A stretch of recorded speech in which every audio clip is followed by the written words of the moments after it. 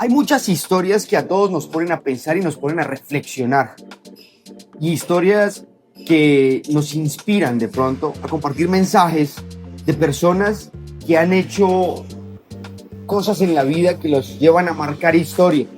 Y por eso tenemos hoy a Julián Victoria, un hombre que está aquí por una misión que no sabemos cuál es, pero seguramente es una misión muy grande. Una persona que ha intentado quitarse la vida por más de 3 oportunidades y sigue aquí compartiéndonos un mensaje. Julián, bienvenido a este podcast. Buenas tardes, David, ¿cómo está? Bien, qué gusto tenerlo. Me alegra mucho tenerlo aquí porque usted es una persona que ha llegado a cambiar la vida de muchos, ¿no?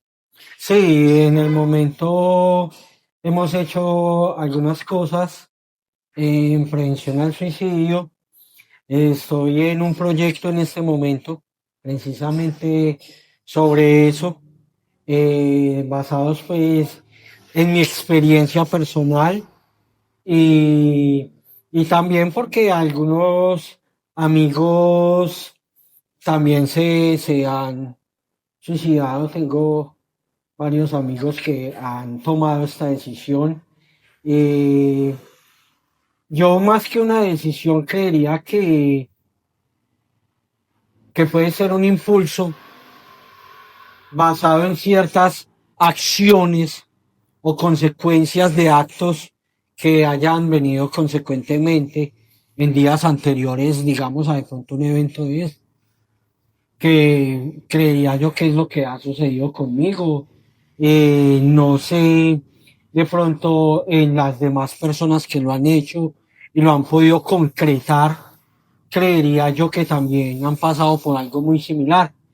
Entonces, desde el año pasado vengo como con un proyecto en la cabeza y aparte, pues, en la escena a la cual pertenezco, que es el hip hop, hace algunos años venimos realizando un evento que precisamente es para prevenir el suicidio acá en la ciudad, ya que la ciudad es una de las que tiene el porcentaje más alto de suicidios a nivel nacional.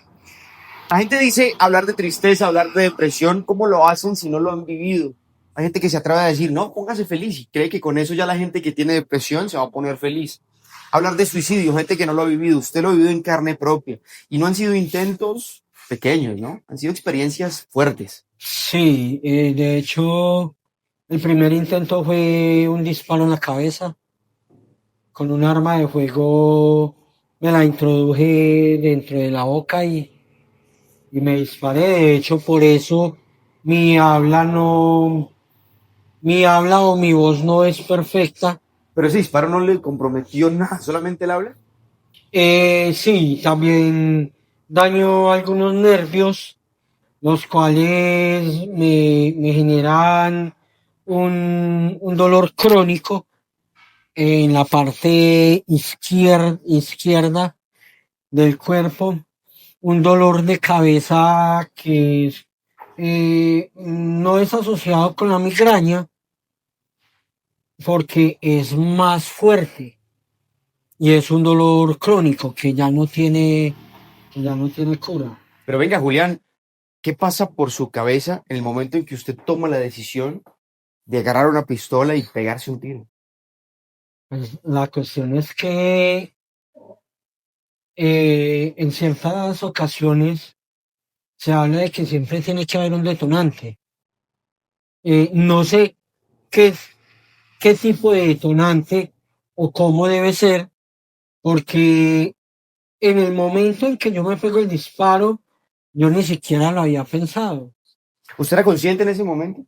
Sí, estaba un poco alicorado y también había consumido algo de droga, porque pues también tengo un problema con eso. O sí, ya hace algún tiempo no consumo por el tratamiento el que llevo. Pero ese día sí, había consumido, estaba licorado, ya era de madrugada, recuerdo, estaba con mi sobrina, el novio de mi sobrina y unos amigos. pero fue como de repente, o sea, Un no, impulso. sí, Llegó. un impulso y se Pero, me metió la idea, se me pero estaba metió. triste, estaba preocupado. ¿Qué estaba viviendo en ese momento? Yo ya venía desde hacia unos días atrás como pensativo en que estaban pasando muchas cosas por esos días, estábamos en plena pandemia, de hecho ya llevaba algún tiempo de estar separado con mi esposa, pero no era como una tristeza que profunda y que yo dijera, estoy triste, estoy deprimido, me quiero hacer daño o me quiero matar. No, o sea, era como un estado de ánimo bajo dentro de lo normal. Una tristeza, Ajá, cualquiera. exacto, sí. Pero ese día ya alictorado y eso, no sé, de un momento a otro se me... Se nubló todo. Sí, ¿Y y cómo te tenía digo, acceso usted al arma? el arma es del dueño de la casa, que es parcero mío desde hace muchísimos años. Entonces yo tengo conocimiento de quién la posee. Lógicamente el arma tiene sus documentos y eso. Yo sé o sabía en el momento en donde la guardaba él. De También él hecho, estaba borracho. Se sí, aprovechó que estábamos todos estaban en su alicorados, rollo. sí. Pero yo un momento antes sí le había dicho a él, le dije, hey, préstame la pistola, yo quiero hacer un tiro al aire, estoy como estresado, le dije. Entonces él me miró y me dijo, disparo al aire, no, usted está mal, me dijo, ¿qué pasa? Porque yo no soy persona de hacer ese tipo de cosas. Me dijo, si se siente mal, hablemos, venga, cuénteme qué pasa, esto está raro. Entonces yo le decía, no es que yo estoy normal, simplemente estoy como estresado. Bueno, pasaron más o menos unos 10 15 minutos y yo dije, pues si no sé dónde mantiene el arma. Entonces yo fui y la saqué. Miré que en el proveedor habían balas, monté el proveedor, prendí un cigarrillo y me fui directamente a la cocina donde no había nadie. Y recuerdo que di dos flores al cigarrillo, monté el arma, la puse en la boca y ¡pum! Y hasta ahí se acuerda. No, yo no quedé inconsciente de inmediato. Yo sentí como el boom y quedé como con un como aturdido y caí arrodillado al piso. Solté el arma y en ese momento entró mi sobrina. Cuando ella me vio, yo dije, voy para donde su mamá. Y ahí Alcanzó a sí tener pensamientos. me empecé como a desvanecer. Recuerdo también que como en uno de sus recuerdos, íbamos en el taxi. Y recuerdo que me decían, no se duerma, no se duerma. Pero yo ya no era como capaz De de estar consciente. respirar ni eso. Y ya no sentía el cuerpo. Luego recuerdo que ya estaba en el hospital y yo veía luces que pasaban rápido. Y escuchaba voces que hablaban como por allá, como con eco. Y ya luego recuerdo que sentí unos corrientazos en el cuerpo, como cuando uno se pega y un tomacorrientes.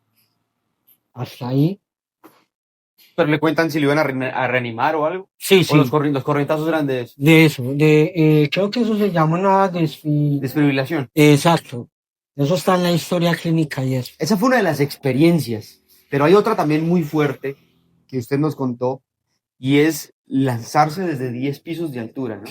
Sí, creo que son más o menos entre 8 a 10 pisos.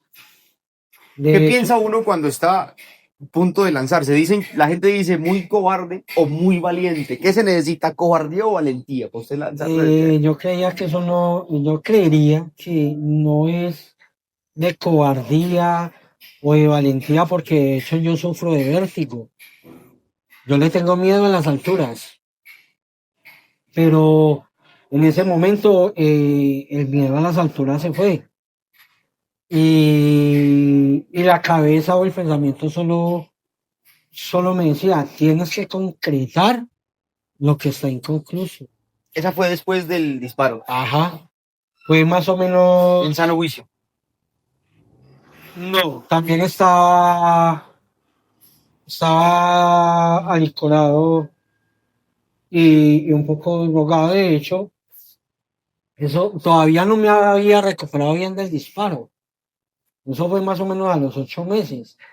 Yo todavía estaba en hospitalización en casa, pero el estar como estaba en ese momento, porque yo no podía comer bien, yo tenía que comer licuados, yo no hablaba bien, a mí no se me entendía lo que yo hablaba.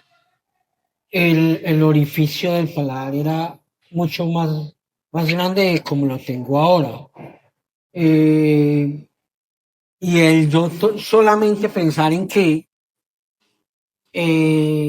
no podía comer bien, no dormía bien, el dolor, el tener este orificio, eso, O sea, se sumó con el divorcio, con el eh, disparo, con la tristeza. Aparte de eso, uno quedar pues tan afectado.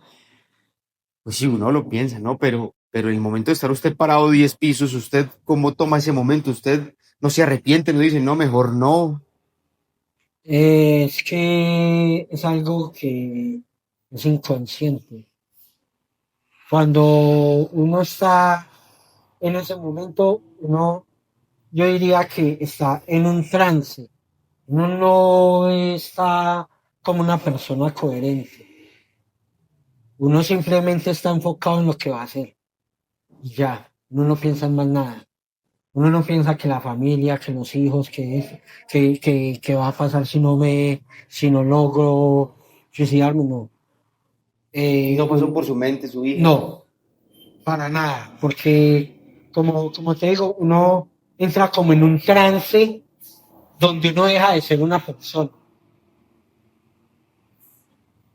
Y algo que yo he hablado mucho con las psiquiatras que han llevado mi caso, con personas con las que he hablado acerca de mi caso, es que en el momento que uno pueda evitar que una persona se suicide, lo primero que uno no debe hacer es decirle, piense en sus hijos o piense en su familia, porque sería estar diciéndole algo incoherente porque esa persona no está entendiendo.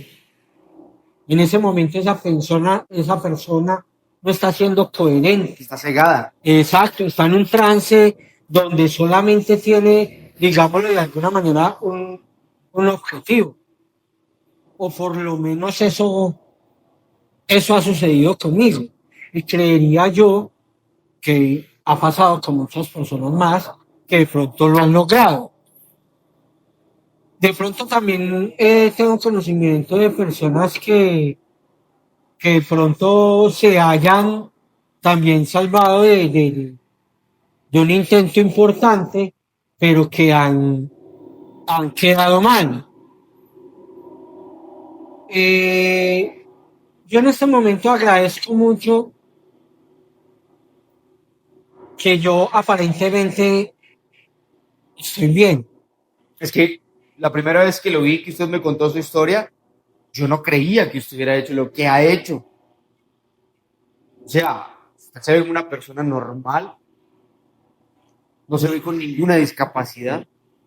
De hecho, eso me ha generado algunos percances porque, digámoslo de alguna manera, yo desde muy pequeño, desde muy joven, He sido una persona como fuerte, de no mostrar debilidad hacia otras personas, de no quejarme, de no decir siento esto, pienso aquello. O sea que lo que usted hizo no se le pasó por la cabeza a nadie.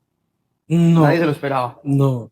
De hecho, cuando me pegué el disparo, mi familia no creía que había sido yo, ni muchos amigos que no estuvieron en el momento.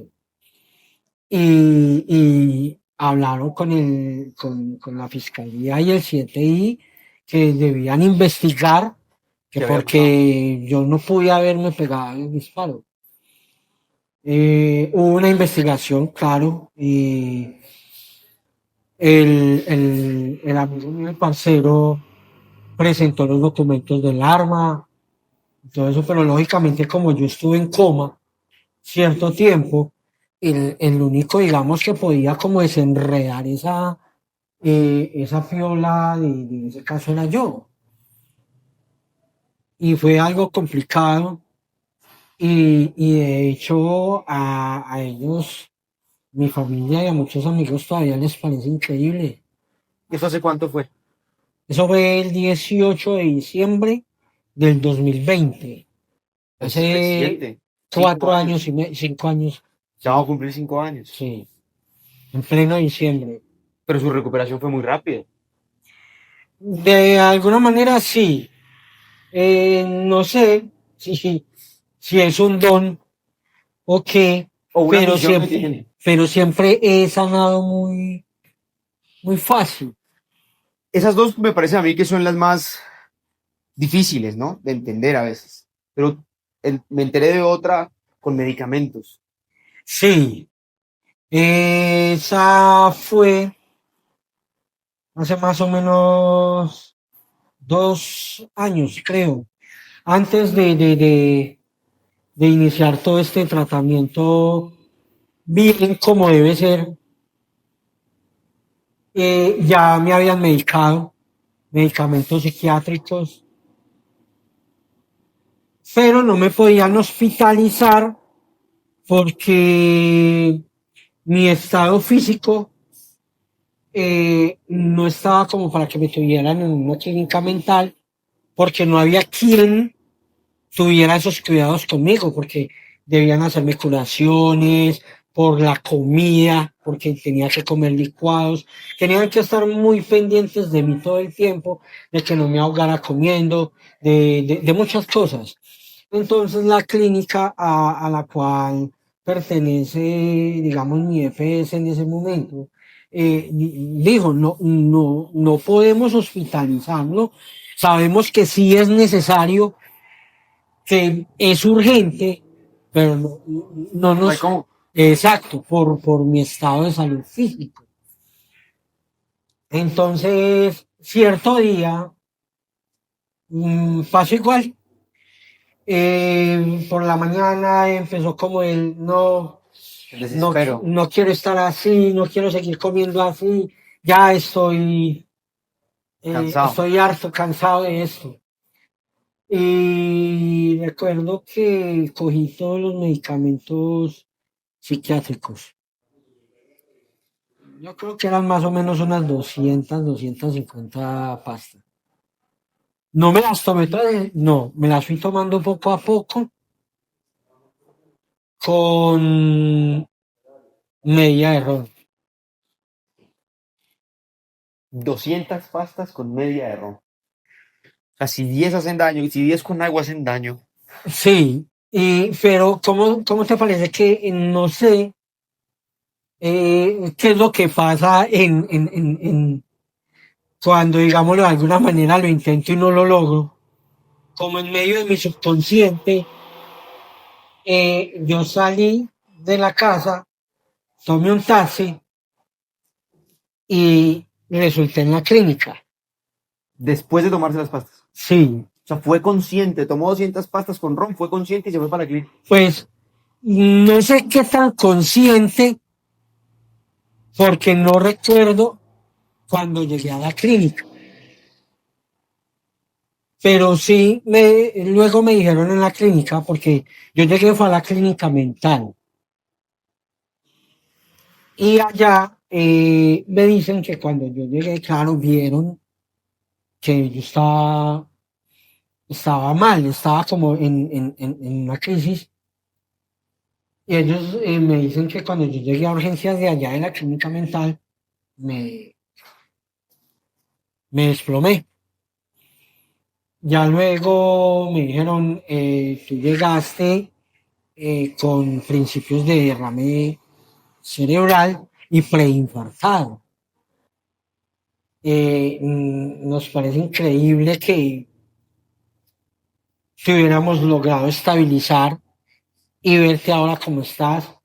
Entonces ahí es donde ya empiezan a decirme, oye, mira, Usted tiene una misión. exacto, mira, tú eres un milagro, un disparo en la cabeza, esto, ¿cuántas veces más lo vas a intentar? Mira, hay que hacer algo, pero tú también debes ayudarte. Entonces, para ese momento, se tomó la determinación que a mí ya no me podían mandar para la casa, que tenían que hacer algo y me dejaron en la clínica, con cuidados. Y de hecho, digámoslo de alguna manera, los que estaban conmigo como en esa área de esa clínica, algunos se preguntaban el por qué me cuidaban tanto y por qué tenía yo tanto cuidado con enfermeras, con los psiquiatras, con las psicólogas. Y estuve un año, Encerrado. sí, internado. Pero ya cuando salí, ahí empecé yo como a ver las cosas de, oye, sí, ¿qué me pasa? ¿Qué me está pasando? Porque es lo que yo me preguntaba. Yo me decía, pero si yo no vengo pensando en lo de días anteriores, porque es que digámoslo, la delicadeza de mi diagnóstico es ese, que yo puedo estar aquí bien contigo en este momento y salir de acá y que hay algunos factores de riesgo, sí, porque yo quedé, digámoslo, muy sensible, yo perdí el 50% del oído izquierdo y quedé muy sensible al ruido y a la gente. Entonces eso me ha traído también varias complicaciones. Y más en el tema de la música, que usted es músico. ¿Cómo lo Exacto. maneja? Mm. Hay Es- ruido, hay gente. de hecho, yo no voy a eventos. Hace mucho no voy a un evento. Yo solamente voy a un evento en el año y es porque soy uno de los organizadores de ese evento, Que sale el hip hop. del Hip Hop por la Vida. Precisamente se hace en prevención al suicidio. Yo empecé a ser parte de este proyecto desde el año pasado, por mi experiencia, pero es muy duro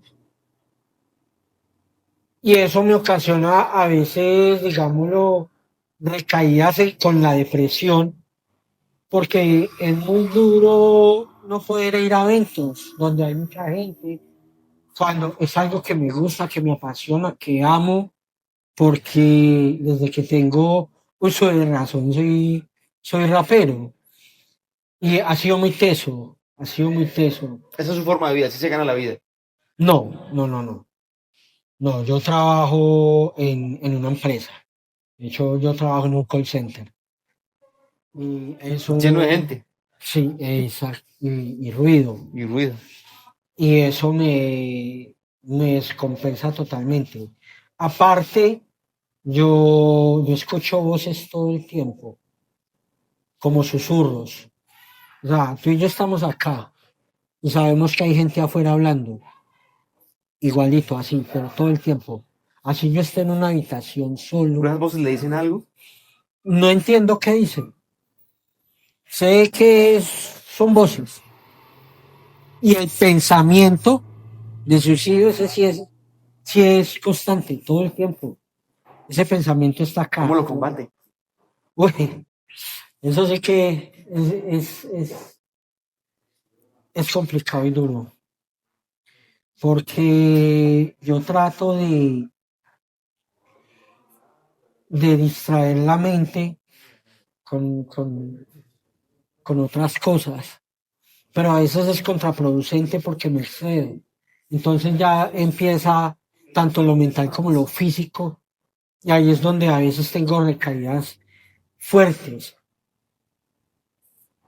Yo me apoyo mucho en mi esposa y mi hija, porque gracias a Dios en todo este proceso, mi esposa ha estado ahí, digámoslo, nos reconciliamos y eso, porque el amor entre ella y yo nunca murió.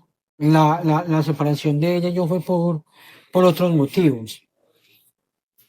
Pero ella, a raíz de ver la lucha que yo he tenido, de el esfuerzo que he puesto, la perseverancia, sé que para ellas no es fácil, ni para mi hija, ni para mi esposa.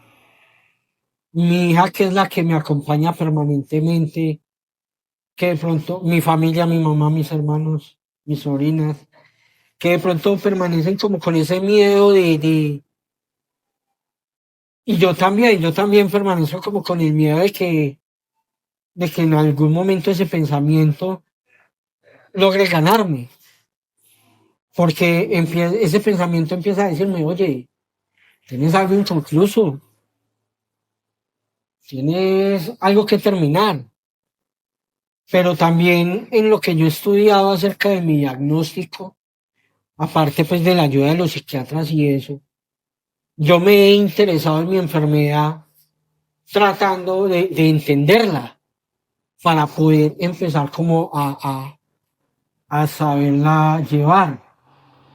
No ha sido fácil porque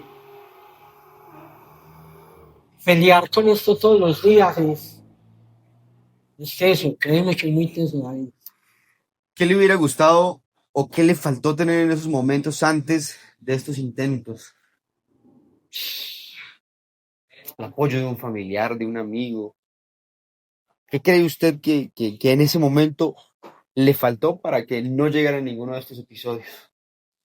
Sí, una compañía, alguien de pronto al lado, no que me hablara, porque muchas veces uno ni necesita que le hablen porque como te digo, eso es como un trance en el que uno entra. Pero sí por lo menos una persona que esté a tu lado, que te haga sentir acompañado, que te dé un abrazo sin necesidad de decir una palabra, pero que tú sientas que Que ahí hay está. alguien ahí. En algún momento en una charla, eh, alguien me preguntó, oye, pero es que no hablaron, uno no sabe ni qué decir con una persona que está como en una situación de esas. Y yo le dije, no, es que no es necesario decir algo, Estar ahí. simplemente estar ahí.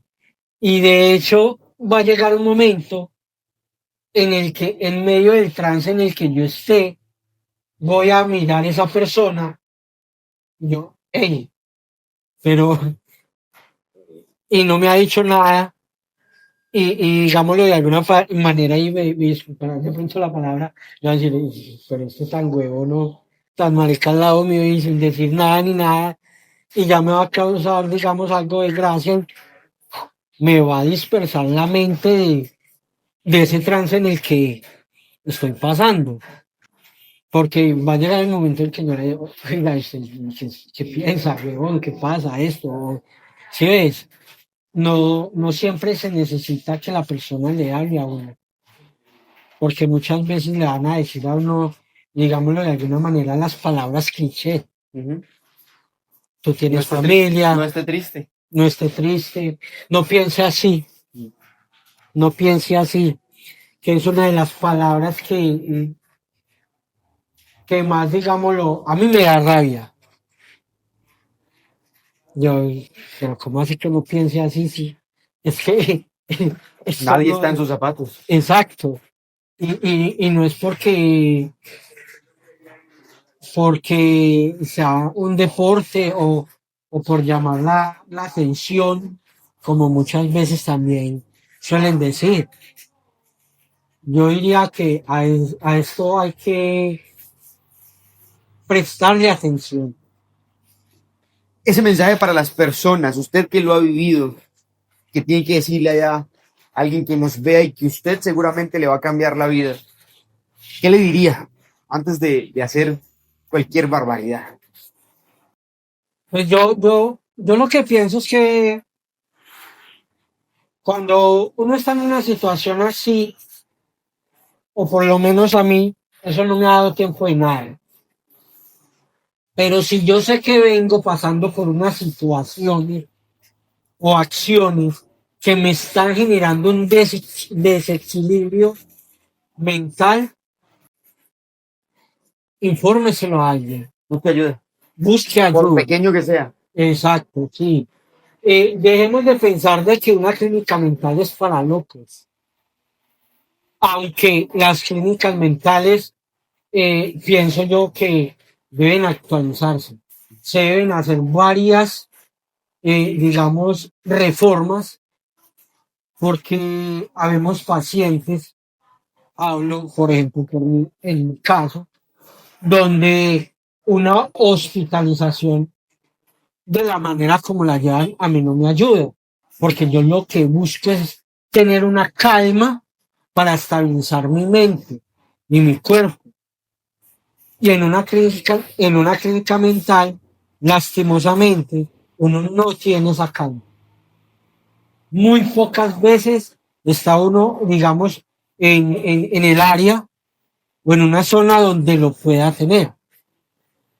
En dos ocasiones he estado como en esa parte donde sí he podido conseguir como ese apaciguamiento.